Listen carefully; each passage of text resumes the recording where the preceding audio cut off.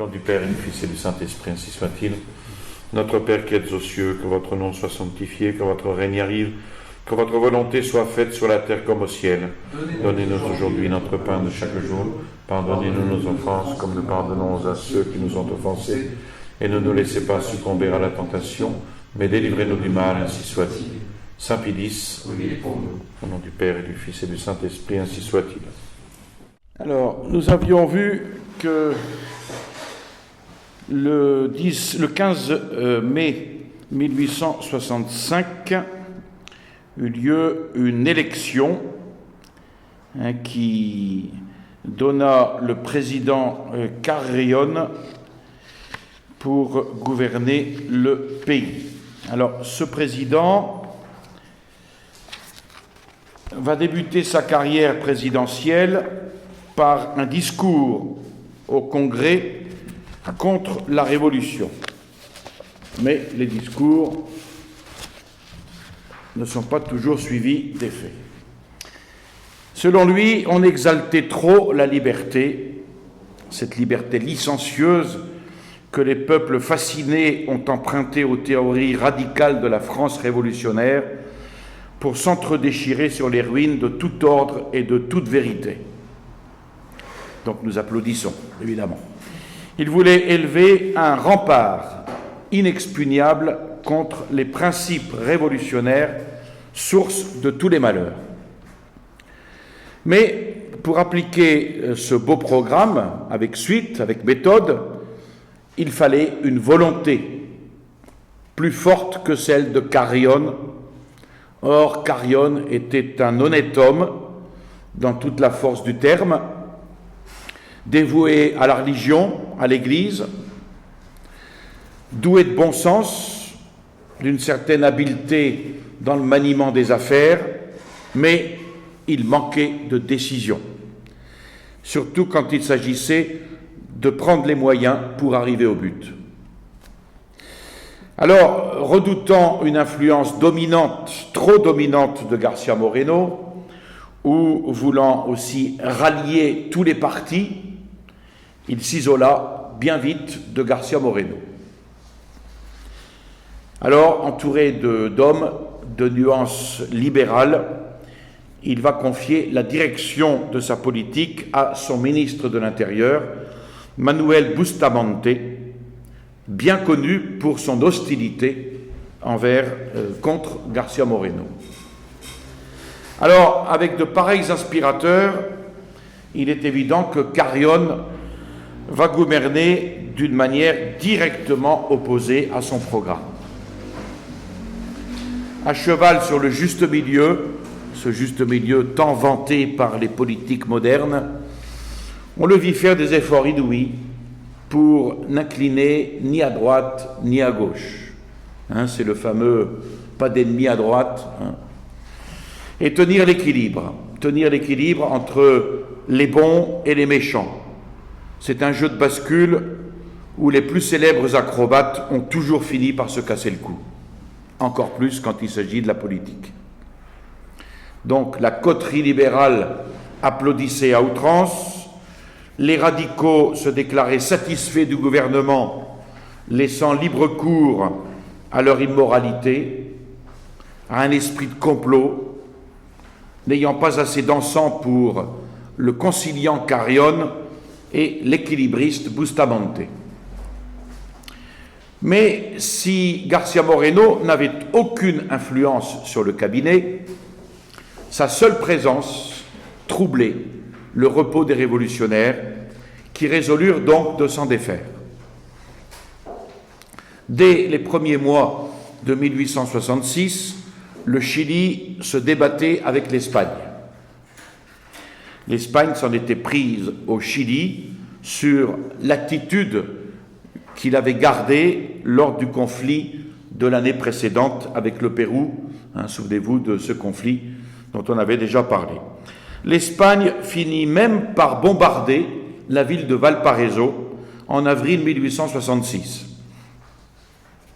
Donc de nouveau fut soulevée la question d'une ligue continentale contre l'Espagne. Si Carrión, indécis, ne savait pas quel parti prendre, le Congrès décida de garder une attitude de prudente expectative.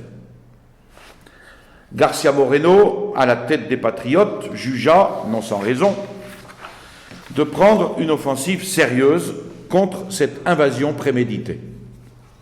On se préparait donc à la guerre, car l'Espagne pouvait très bien menacer demain Guayaquil. Le général d'Arquea, commandant la province, se chargea donc de protéger la grande cité maritime. De tous côtés, les patriotes désignaient García Moreno pour commander l'armée. Chacun se disait tout bas que si l'armée n'avait point à combattre les Espagnols, elle ne tarderait pas à lutter contre les radicaux, dont l'organisation devenait menaçante grâce à la faiblesse du gouvernement. Carrión ne tint aucun compte du vœu des conservateurs. Alors les radicaux, exaspérés à la seule pensée que García Moreno avait failli peut-être être chargé du commandement des troupes, ces radicaux vont hâter l'exécution de leur sinistre dessein. Et afin d'exciter contre lui la haine de leurs adeptes, ils vont demander à grands cris dans les journaux sa mise en jugement, et certains même jusqu'à son exécution capitale. Le libéralisme finit par donner satisfaction à ces hommes de sang.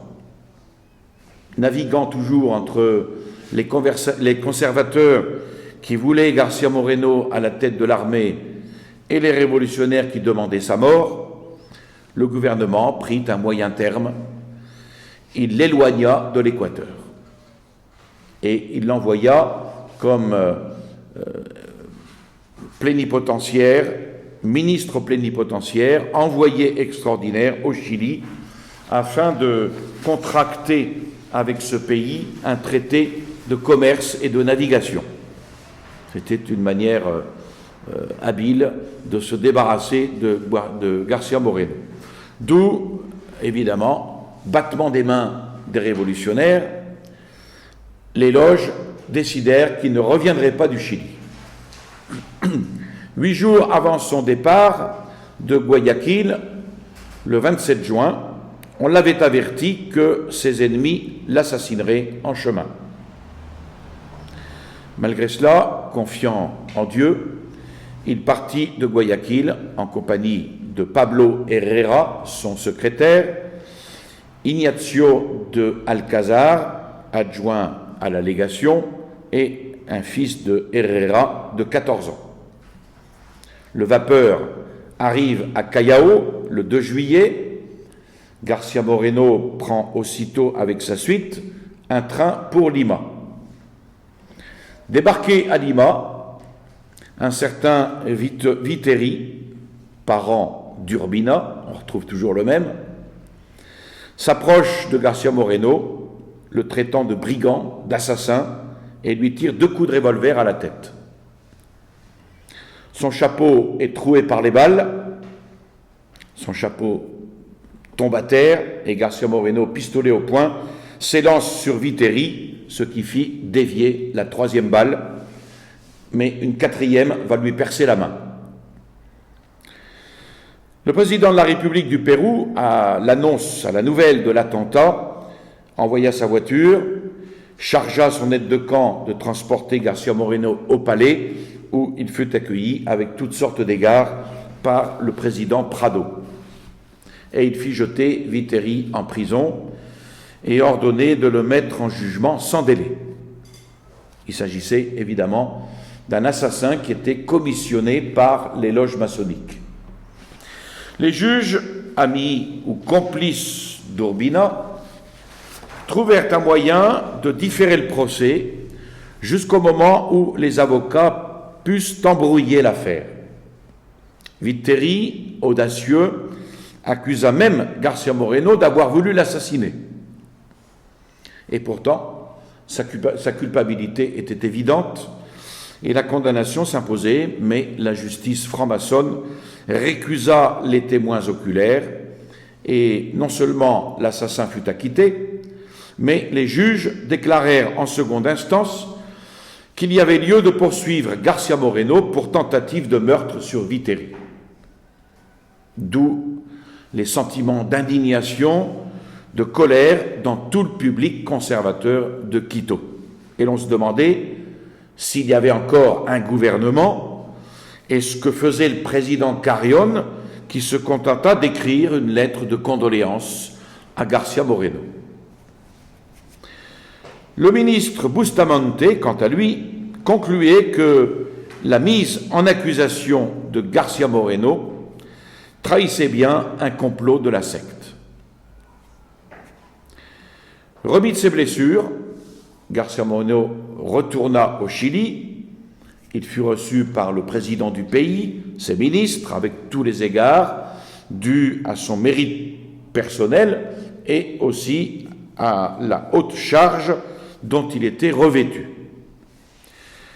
Le discours que García Moreno prononça le jour de sa réception officielle fit comprendre aux Chiliens qu'ils avaient devant eux non seulement un héros, mais un diplomate et un ami. Et les considérations qu'il développa dans ce discours firent tomber toutes les accusations d'anti-américanisme dont on l'accusait depuis 4 ans. Et García Moreno réussit parfaitement dans sa mission. À son retour du Chili, sans fortune personnelle, trop scrupuleux pour se faire des rentes aux dépens du public, il ne reste plus qu'à García Moreno qu'à travailler pour vivre. Depuis 1 an, les principes anarchiques semés dans le pays par les clubs et les journaux de la secte pervertissaient les esprits. Ressuscitant les questions litigieuses entre l'Église et l'État, le gouvernement suspendit l'exécution du Concordat pour remettre en vigueur l'inique loi du patronat ecclésiastique. Donc on revenait en arrière à ce passé honteux que García Moreno avait voulu empêcher, d'autant plus que le rétablissement des tribunaux civils dans les causes ecclésiastiques, en abolissant la principale des réformes concordataires, assurait aux criminels une impunité presque certaine. Donc on avait un gouvernement sans boussole, ce qui redonna aux révolutionnaires l'occasion de conspirer à ciel ouvert contre la religion de l'État. Fin 1866, leur influence était si puissante qu'ils se crurent de taille à forcer la porte du corps législatif. Dans la lutte électorale qui précéda le congrès de 1867, ils opposèrent aux modérés de l'école gouvernementale leurs candidats les plus compromis, entre autres Carbo, Parra et Endara. Par contre, les conservateurs de Quito choisirent García Moreno pour les représenter au Sénat. Alors, évidemment, la lutte prit des proportions très graves. Le gouvernement ayant eu la faiblesse de permettre la réorganisation de la Société républicaine, qui était un club anarchiste, dissous 2 ans auparavant par García Moreno, on vit apparaître d'immondes publications avec invectives contre García Moreno. Et le peuple, trompé par leur propagande, comme il peut l'être par les médias, vota de manière détestable. La Chambre des députés resta donc en majorité libérale, mais le Sénat fut envahi par les fortes têtes du radicalisme. Mais en dépit d'une opposition forcenée, le nom de García Moreno sortit malgré tout triomphant des urnes avec ceux des sectaires urbinistes qui exultaient puisqu'ils arrivaient légalement au pouvoir. Les circonstances apparaissaient d'ailleurs on ne peut plus favorables pour abattre Carrion. Mosquera, leur allié, venait de se réinstaller à Bogota en qualité de dictateur. Et puis au Pérou, les frères et amis jetaient par terre ce qui restait du Parti conservateur. Mais, malgré tout, la présence de García Moreno gênait tous les plans des urbanistes. Ils résolurent alors, dans leur conciliabule, d'invalider son élection. Bien que sans illusion, García Moreno vint occuper son siège à l'ouverture des chambres en face des terroristes et des trembleurs. La nomination des dignitaires lui fit comprendre qu'Urbina n'était pas loin. Son factotum, Pedro Carbo, cheville ouvrière de toutes les insurrections, fut nommé président. Parra, autre agent d'Urbina, vice-président. Et le Sénat se transformait donc en un club urbiniste. Après lecture d'un message de lait et de miel du président, on procéda à la vérification des pouvoirs. Le lendemain, la commission chargée d'examiner les rapports des juntes conclut à l'admission de tous les sénateurs, sauf du seul García Moreno. Là-dessus, le docteur Antonio Mata, un homme juste, consciencieux, qui était pourtant un ennemi politique de García Moreno, mais qui était passionné du droit et de la justice, s'éleva avec force contre une telle exclusion. Et irrité d'une opposition à laquelle il ne s'attendait pas, surtout de cet homme qui était opposé à García Moreno, les urbanistes devinrent insolents. Et le docteur Mata bondit pour la troisième fois en disant « Au fond de mon âme, il y a une conscience. Et cette conscience me dit que je suis dans cette chambre pour y apporter un sentiment de justice que personne n'arrachera de mon cœur. » Mais en vain. L'exclusion de García Moreno fut prononcée, contre toute justice. Alors, une fois débarrassés de García Moreno, les révolutionnaires vont dresser leur batterie contre l'ordre lui-même représenté par le gouvernement. 2 petits projets de loi suffirent pour démanteler la forteresse. L'un supprimait la haute police afin de laisser toute liberté aux conspirateurs, et l'autre décrétait la responsabilité des hauts fonctionnaires afin de les intimider en cas de crise et d'isoler le pouvoir. Et cela fait, le Sénat mit en accusation le président Carrion et son ministre Bustamante pour délit d'illégalité administrative. Et au lieu d'agir avec force et décision, Carrion se montra, comme toujours, irrésolu et inconséquent. Et au lieu d'agir comme il fallait, afin d'avoir l'occasion de s'armer de pouvoirs extraordinaires, il imagina un complot contre la sûreté de l'État et déporta 5 ou 6 individus qu'on disait compromis dans cette conspiration. Puis, Bustamante fit emprisonner le docteur Mestanza et 5 autres représentants. Et le Congrès, au lieu de se rendre, se déclara donc en permanence jusqu'au moment où les députés incarcérés lui seraient rendus. Bustamante décréta alors la dissolution du Congrès et posta un bataillon aux abords de la Chambre. Et au lieu de coups de fusil, on leur envoya la démission de Bustamante, ce qui les calma quelques jours. Alors, pour échapper aux radicaux, que ces concessions avaient rendu tout-puissants, Carrion prit le parti de s'entourer de conservateurs déclarés et choisit pour ministre Rafael Carvajal, Manuel Ascasubi et le général Dávalos, tous 3 ami intime de García Moreno. Et il fit même offrir à García Moreno le commandement de l'armée, poste que García Moreno va décliner pour ne pas compromettre sa responsabilité dans une situation humainement inextricable, mais au fond aussi parce qu'il n'avait aucune confiance dans la sincérité du gouvernement. Et cela d'ailleurs s'est vérifié peu de temps après.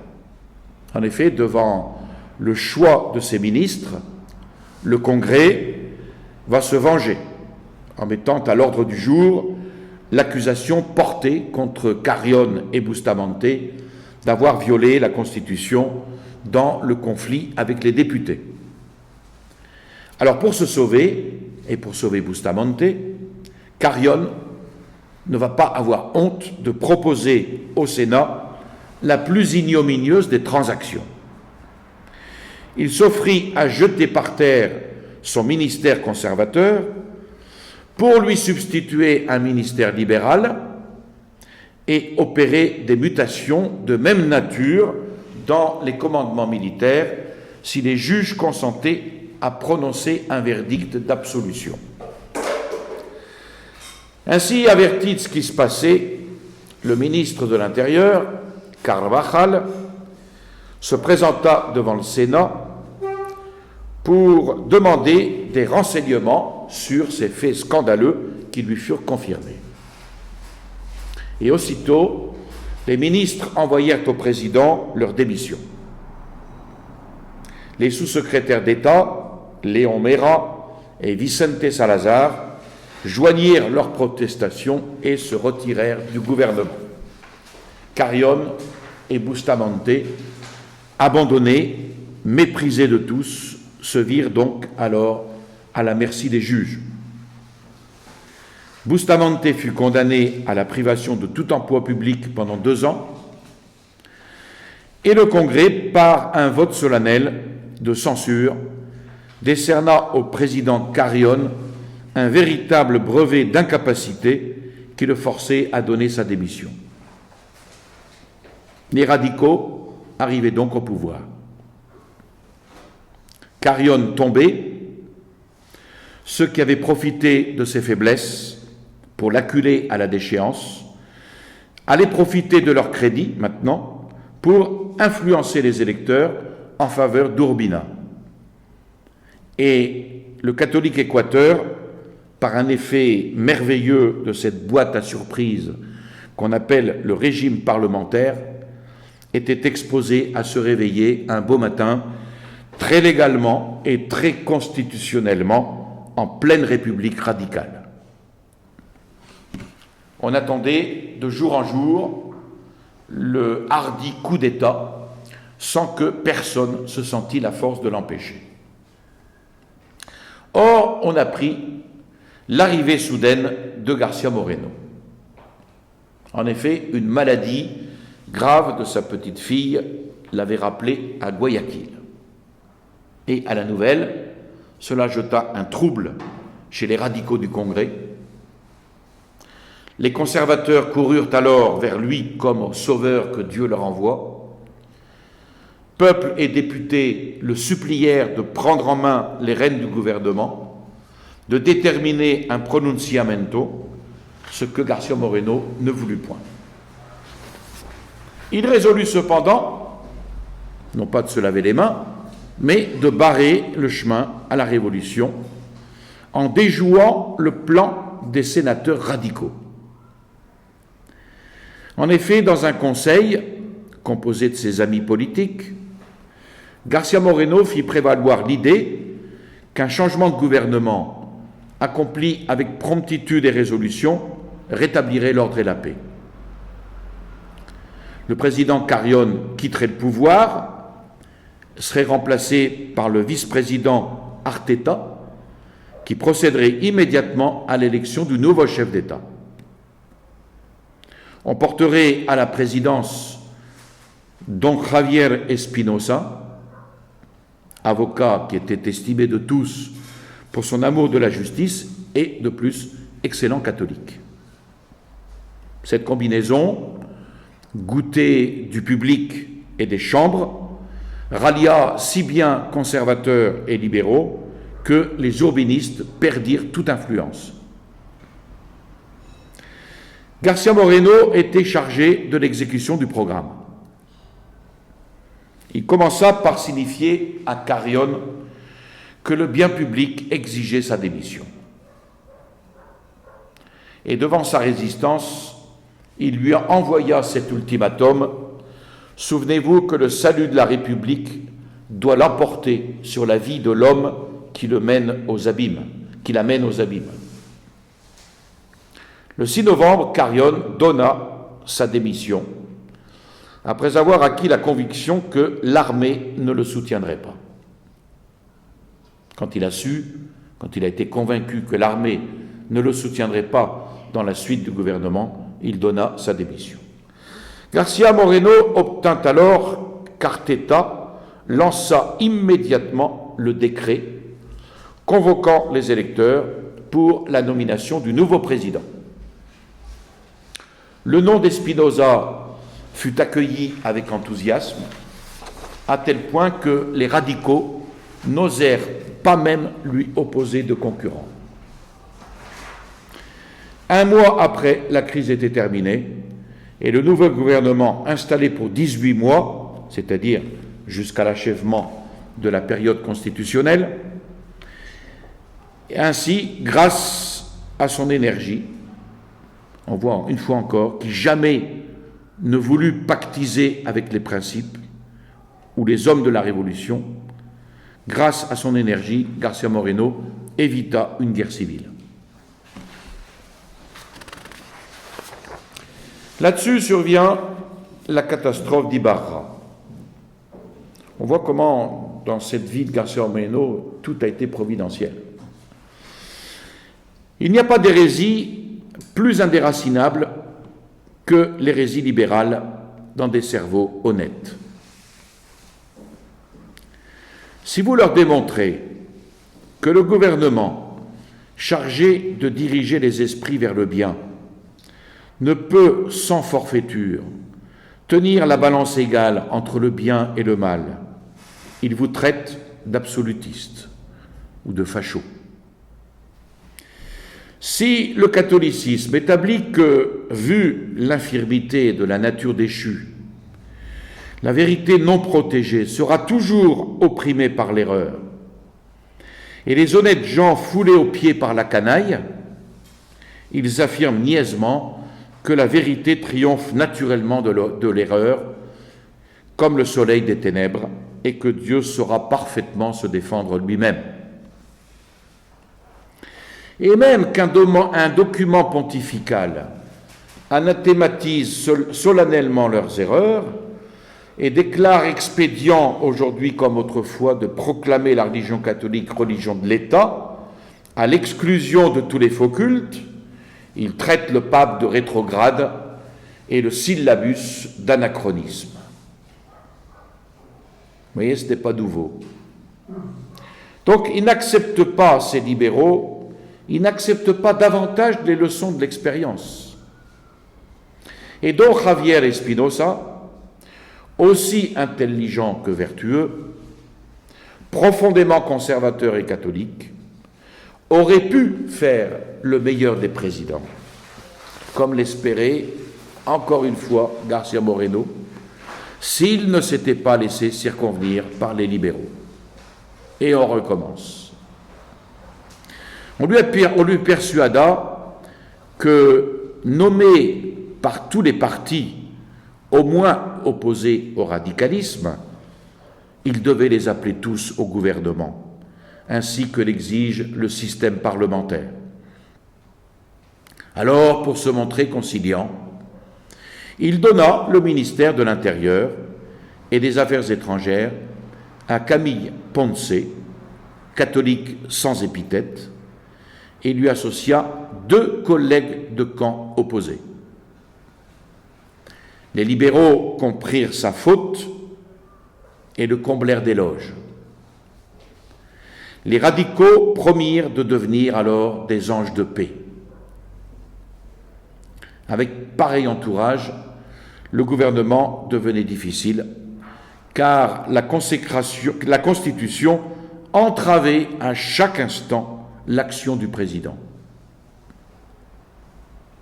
C'est très important de le comprendre parce que García Moreno, dans sa deuxième période présidentielle, va porter remède à cela. C'était la seule solution pour qu'il puisse gouverner. De caractère très timoré et scrupuleux, Espinosa se fit l'esclave des fictions parlementaires et légales au grand détriment des conservateurs. Et finalement, Espinosa, peu expert, peu soupçonneux en matière d'intrigue, refusant de croire à tous méfaits non matériellement démontrés, avait toutes les qualités requises pour servir de jouet au retors de la Révolution. Encore un qui ne connaissait pas la doctrine révolutionnaire. García Moreno connaissait sa faiblesse de caractère, mais il espérait que, intelligent et consciencieux, il se laisserait guider par des hommes d'expérience expérimentés. Et García Moreno eut beau lui signaler les dangers, lui dénoncer la trame des radicaux, Espinosa trouvait qu'il s'inquiétait à tort puisque la légalité n'était pas violée. Les conservateurs ripostèrent en montrant par l'histoire avec quelle désinvolture Roca, Gómez de la Torre, Franco, Robles, Urbina marchaient à pieds joints sur leur fameux principe de la légalité pour contenter leur passion. Mais en vain. Les calomnies reproduites et commentées dans les journaux impressionnaient le gouvernement. Le travail de destruction recommençait donc de plus belle. Les radicaux minaient le terrain, leurs affidés ou complices s'introduisaient dans les emplois au mépris des conservateurs, désormais sans aucune influence, sans crédit, et sous prétexte de liberté de la presse, on remit en question les principes sociaux et religieux. García Moreno, encore une fois, en vain, essaya-t-il de nouveau d'ouvrir les yeux au gouvernement sur ses menées souterraines. On revenait de nouveau un an en arrière. Et donc, incapable de supporter plus longtemps ce spectacle, García Moreno jeta l'éponge. Il se retira à la campagne, loua une hacienda près d'Ibarra, avec l'intention de l'exploiter pour se refaire une santé suite aux épreuves subies durant ces dernières années, notamment le décès de sa vertueuse épouse, Rosa Ascasubi. Il se remaria avec Mariana de Alcázar, nièce des Ascasubi, et la conduisit ainsi à ce moment-là au milieu des bois, des troupeaux, décidé à y planter sa tente pour s'y procurer, avec le calme et les joies du foyer, un moyen honorable d'augmenter ses ressources. Mais Dieu ne voulait pas que cet homme eût ici-bas un moment de repos. Le 13 août 1868, un tremblement de terre avec éruption volcanique dévasta Ibarra, qui sur 10 000 habitants en perdit la moitié, sans compter les pillards qui s'abattirent sur la région.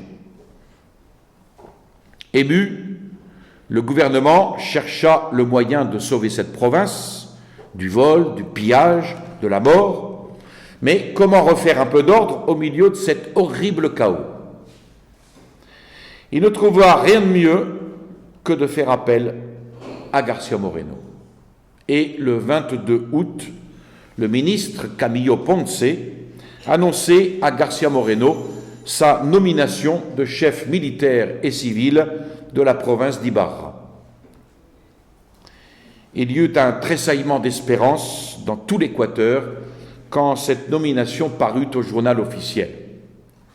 Seuls, évidemment, les révolutionnaires accablèrent le gouvernement d'invectives pour avoir osé appeler García Moreno à un poste d'honneur. Espinosa fut accusé de trahir la République Et quant à García Moreno, lui, il n'hésita pas un instant à sacrifier le repos qu'il envisageait à Guachala, dans son hacienda. Il se rendit sur les lieux du sinistre avec plusieurs bataillons destinés à rétablir l'ordre, à diriger les travaux de sauvetage, de construction, de ravitaillement indispensables. Et à son arrivée sur les ruines d'Ibarra, García Moreno organisa tous les services. Des compagnies de soldats lancées contre les pillards et les Indiens réussirent, après plusieurs luttes sanglantes, à les refouler dans leurs montagnes. Un tribunal fut mis en place pour condamner aux peines les plus sévères ceux qui s'étaient rendus coupables de délits ou de crimes. Et García Moreno eut ainsi la consolation de sauver des centaines de victimes qui allaient succomber sous les décombres. La population se mourant d'inanition, García Moreno fit appel à la charité, qui eut un grand retentissement dans la capitale et dans les campagnes. Il organisa des convois de vivres, se chargeant lui-même de la répartition, pour éviter ainsi tout trafic et toute injustice, condamnant certains commerçants, vendant à l'occasion à prix exorbitant des choses de première nécessité, à être publiquement châtiés au même titre que les escrocs et les voleurs. Et ainsi, en peu de temps, l'ordre régna dans toute la province. Et ce génie organisateur de García Moreno, il est évident qu'il présidait à la résurrection de ce peuple, heureux de l'appeler son protecteur et son père. Et tout ceci, évidemment, fit sécher de dépit les radicaux, qui cherchèrent un moyen quelconque d'incriminer le dévouement et même de souiller la charité par la voix de l'avocat Mestanza. Mais les notables d'Ibarra se levèrent comme un seul homme pour jeter à la face de Mestanza l'épithète de misérable calomniateur. Bref, une haine satanique rongeait le cœur des libéraux, prêts à tous les moyens pour déshonorer l'homme le plus loyal et le plus honnête. Mais les Ibarréniens s'affirmèrent redevables à García Moreno de leur résurrection sociale et politique. C'est là qu'intervient en 1869 la chute du président Espinosa. Le président et ses ministres félicitèrent chaudement García Moreno pour son dévouement. Et García Moreno profita de ces dispositions pour leur représenter une fois encore que le flot du radicalisme les emporterait bientôt s'ils ne prenaient les mesures d'ordre réclamées par la situation. Mais Espinosa s'endormait de plus en plus dans ses illusions optimistes. Son ministre de l'Intérieur, Ponce, avait perdu toute influence sur lui. Impatienté, découragé, García Moreno se retira de nouveau dans sa solitude de Guachala. Mais les pouvoirs d'Espinosa expiraient en août 1869 et l'année 1868 touchait à sa fin. Les conservateurs s'occupaient activement de lui trouver un successeur. García Moreno avait jeté les yeux sur le général d'Arquea, loyal et vaillant soldat qui commandait le district de Guayaquil. Pour lui, malgré les instances de ses nombreux amis, García Moreno refusait toute candidature. Voilà ce qu'il écrit. « La seule faute que je me reproche dans ma vie politique », il écrit cela au docteur Léon Mera, le 12 juillet 1868, « la seule faute que je me reproche dans ma vie politique, c'est d'avoir accepté la présidence de 1861. malgré les absurdités de la Constitution bâclée par nos représentants. Le pays va expier les folies de la Convention, et déjà l'expiation serait un fait accompli si je ne m'étais sacrifié pour endiguer le torrent révolutionnaire. Mais les conservateurs n'approuvèrent pas l'attitude de García Moreno. Et pour sortir de ce labyrinthe libéral et reprendre cette œuvre de la civilisation chrétienne que García Moreno avait commencé, il fallait García Moreno. Ils résolurent donc de lancer sa candidature. Et ils publièrent un manifeste le 28 novembre 1868 en ouvrant des voies de communication, en appelant des instituts religieux pour régénérer les mœurs sous la douce influence du catholicisme, en multipliant les écoles et les collèges. García Moreno a posé les fondements de notre prospérité. La voix des calomniateurs s'éteindra comme se dissipe avec le temps l'odeur d'un cadavre en putréfaction. Et ce manifeste fut accueilli dans tout l'Équateur avec une explosion de joie. L'adhésion du peuple fut telle que libéraux et radicaux durent se donner la main pour lui opposer un candidat, offrant quelques chances de succès. La fusion va s'opérer sous le nom de Grand Parti libéral, espérant ainsi tromper l'innocent troupeau des électeurs. Avec grande difficulté, cette union libéraux-radicale choisit pour candidat Don Francisco Aguirre de Guayaquil, de couleur significative par sa parenté avec Urbina, dont il se montrait un zélé partisan. Il fallait être aveugle comme un catholique libéral pour ne pas voir se dresser derrière Aguirre le spectre de ce sinistre révolutionnaire Urbina. Jusque-là, il y eut silence de García Moreno face à ce manifeste. Silence qui va inquiéter les conservateurs. Dans le même temps, les manifestes, les pamphlets, les proclamations contre García Moreno pullulaient, le présentant comme un tyran, comme un assassin, un hypocrite, un violateur des lois, le bourreau des honnêtes gens, etc. Et là, García Moreno sortit de son silence le 18 décembre 1868 par un manifeste où les fusionnistes sont traités selon leur mérite et ses actes expliqués sans ambiguïté.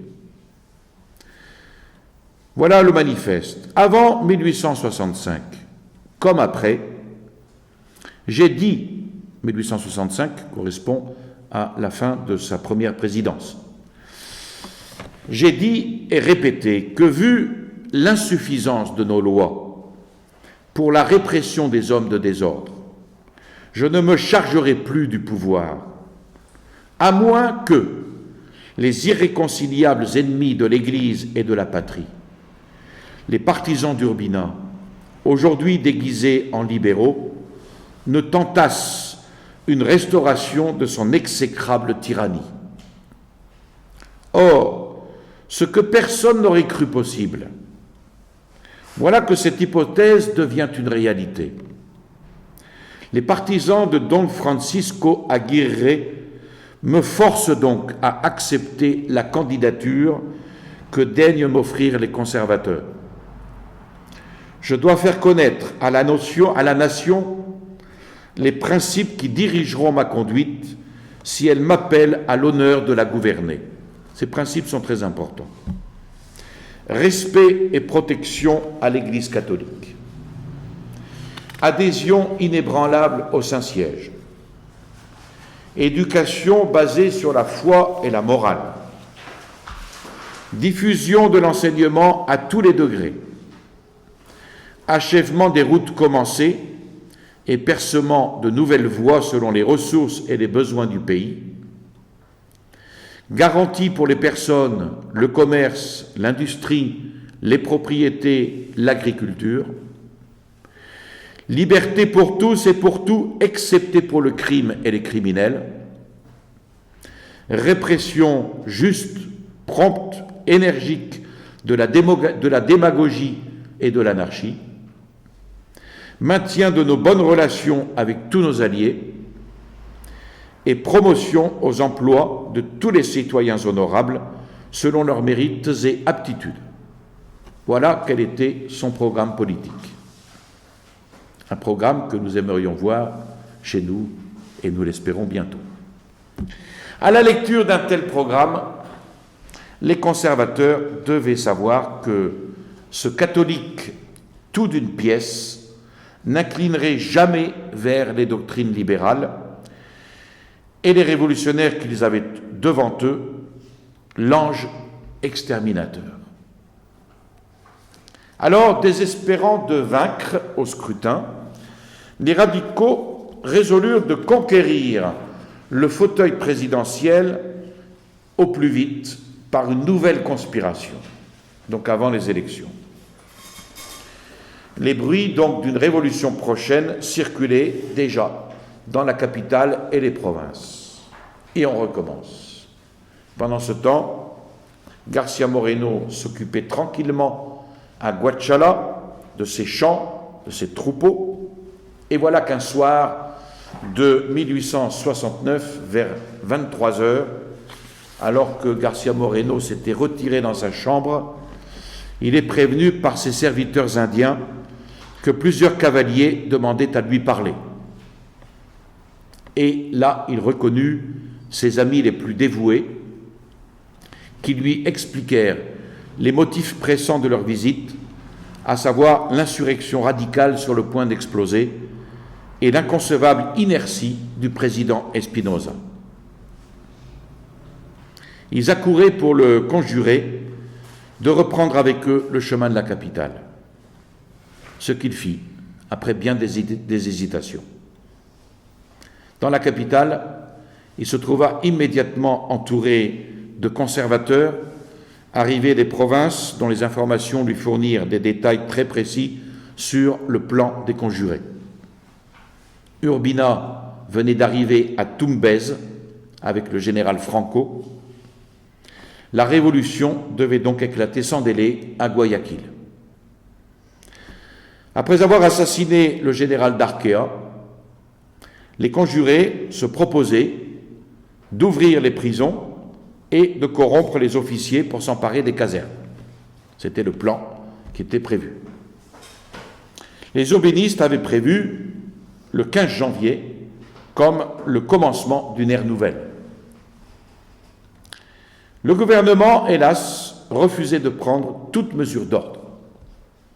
Pire, il révoquait les employés soupçonnés d'incliner vers les conservateurs. Il maintenait à leur poste des gouverneurs de province notoirement favorables aux urbanistes. Espinosa était devenu le jouet des libéraux et il avait les yeux couverts d'un triple bandeau. Et certainement d'un masque. Son ministre fidèle, Camillo Ponce, pour ne point assumer la responsabilité des malheurs qui allaient fondre sur le pays par l'incurie du président, se vit obligé de donner sa démission. García Moreno essaya encore d'influer sur Espinosa, offrant même de renoncer à sa candidature s'il consentait à prendre dans son conseil Camillo Ponce et José María Guerrero, pour aviser avec eux aux moyens de sauver la République. Espinosa refusa net. 3 médiateurs, Carlos Aguirre, son très respectable ami, le révérend père Cruciani, son directeur de conscience, et le délégué apostolique, le supplièrent en vain d'accepter la proposition de García Moreno. Il resta inflexible. Et ainsi, abandonnés à eux-mêmes, les conservateurs, avec García Moreno à leur tête, tinrent alors un conseil secret. La révolution ne tarderait pas à éclater. Et on ne pouvait compter sur le gouvernement, qui de toute façon serait renversé. Alors tous furent d'avis que c'était trahison de ne rien tenter pour sauver le pays. Et pour écarter les révolutionnaires, il fallait substituer une autorité à celle d'Espinosa. Est-ce que le moyen était légitime? À cette question, on répondit que les conservateurs avaient donné le pouvoir à Espinosa pour empêcher Urbina d'escalader le pouvoir et non pas pour lui faire la courte échelle. Et en substituant un homme d'énergie à Espinosa, on ne s'attaquait pas à lui, mais aux anarchistes qui s'apprêtaient à le jeter à terre. Donc, la résistance active fut décidée et García Moreno se chargea d'étudier les voies et les moyens, puis de prendre le commandement dans l'exécution. Il fallait faire vite pour ne pas être dépassé par Urbina. Le plan fut donc arrêté dès le lendemain. Il se ménagea des intelligences dans les casernes. Il ordonna à ses amis de province de retourner immédiatement dans les localités qu'ils habitaient, d'informer leurs confidents du mouvement qui se préparait et de susciter partout des adhésions au signal venant de Quito. Et il se réservait lui-même Guayaquil. Les 2 jours suivants, l'Équateur fut en ébullition. Les radicaux avaient bien remarqué, non sans inquiétude, la présence simultanée dans la capitale de personnages importants du Parti catholique. Donc, craignant une intervention de García Moreno, ils résolurent d'avancer de quelques jours l'exécution de leur complot et de renverser Espinosa le 18 janvier. Le samedi 16 au soir, leurs hommes d'action s'étaient réunis dans une maison du quartier Saint-Jean pour concerter les dernières mesures à prendre. García Moreno les avait fait surveiller de près par ses émissaires. Il pénétra leurs secrets, il convoqua ses amis ce soir-là et il fit connaître ses intentions.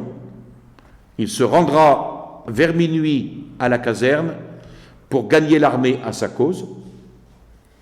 Il distribua les rôles, notamment de consigner chez eux le président et ses ministres, et d'arrêter les radicaux au milieu de leur conciliabule. Les chefs de l'armée n'avaient pas voulu prendre l'initiative du pronunciamento, mais tout en déplorant eux-mêmes la faiblesse impardonnable du président, ils furent quand même très heureux de se rallier à ce mouvement, même s'ils n'en prirent pas la tête. García Moreno prit le commandement des troupes, à l'agrément de tous. Il fit consigner Espinosa dans sa maison et il envoya une compagnie s'emparer des clubistes de la rue San Juan. Mais déjà la ville était en émoi. Les radicaux, ayant eu vent de ce qui se passait, avaient jugé prudent de s'évader au plus vite.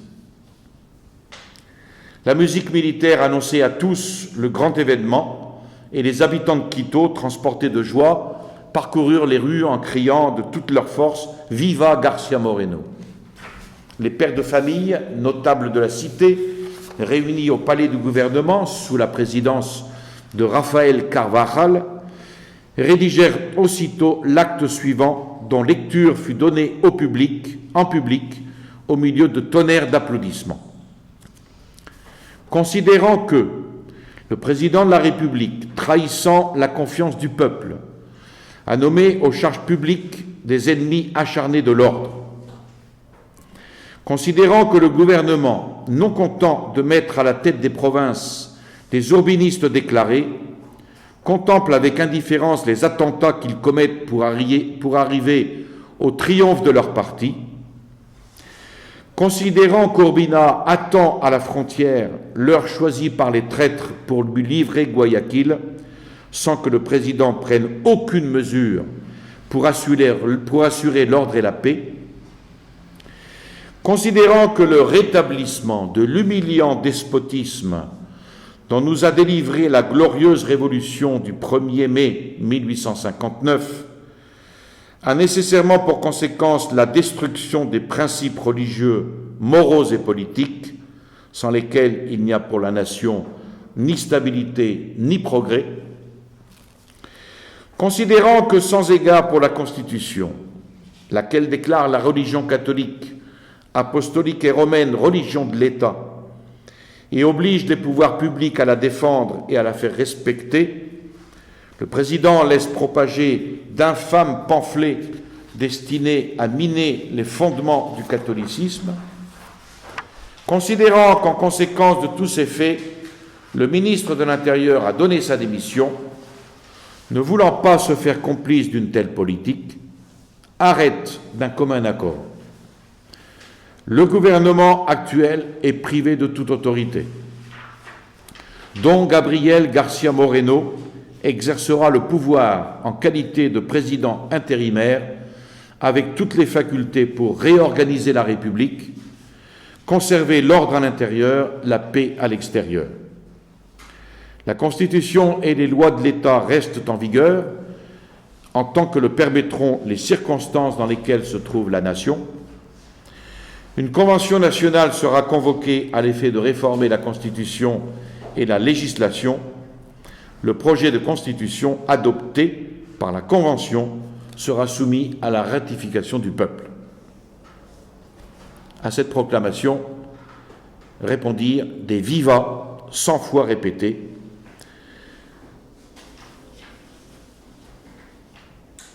Et celle qu'il fit au peuple, dans laquelle García Moreno revenait à sa première idée, saisir l'autorité pour barrer le chemin à Urbina, puis se retirer.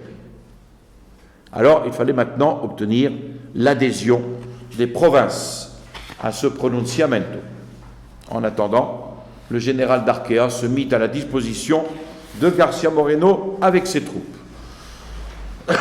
García Moreno mit la province de Guayaquil en état de siège parce que les agents d'Urbina avaient en effet fait de Guayaquil leur arsenal. Tous les détenteurs d'armes, fusils, poignards et autres engins de révolution furent sommés de les porter dans les 24 heures au bureau de police sous peine d'être traités en ennemis publics. Un décret condamna Pedro Carbo et les autres perturbateurs à quitter le pays et stipula que tout individu convaincu d'avoir favorisé les traîtres serait jugé militairement. L'insurrection était ainsi étouffée dans son germe. Quelques jours après, García Moreno recevait les adhésions chaleureuses de toutes les provinces. Tout le monde se félicitait d'avoir pu opérer cette contre-révolution sans verser une seule goutte de sang et sans brûler une seule cartouche. Et cela encore grâce à l'énergie de cet homme qui, depuis 10 ans, apparaissait dans toutes les crises comme l'invincible défenseur de la religion et de la société. Alors, à ce grand chrétien et ce grand homme d'État, vainqueur de la Révolution, incombait maintenant la tâche de faire passer cette contre-révolution dans les lois et dans les mœurs, c'est-à-dire de fonder la République chrétienne. Alors comment García Moreno a-t-il réalisé cette œuvre de vraie civilisation déclarée impossible au XIXe siècle? Ce sera l'objet de la prochaine conférence.